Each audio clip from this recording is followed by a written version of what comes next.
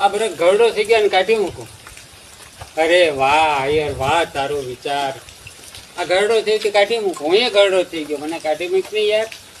અરે દીકરા, આ મારો ગુરુ છે. આજ ગુરુ પૂર્ણિમા છે. આ મારો ગુરુ છે, મારો બાપ છે. આને કારણે તો મારી જિંદગી છે. એ ઘરડો થઈ ગયો. અહીંયા 25 ધરું મારા ખેતરમાં આવેલો. આનું અનાજ નથી મારા મોઢામાં છે, બરાબર.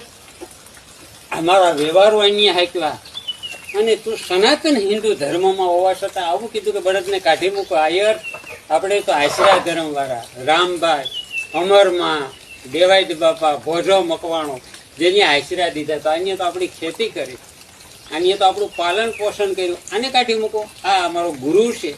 આ ગુરુ પૂર્ણિમા છે. અને દીકરા આવું ન બોલીએ. ભલે તારી ભૂલ થઈ ગઈ, પણ કોઈ દી બળદ કાઢવાનું ન કહેતો હો.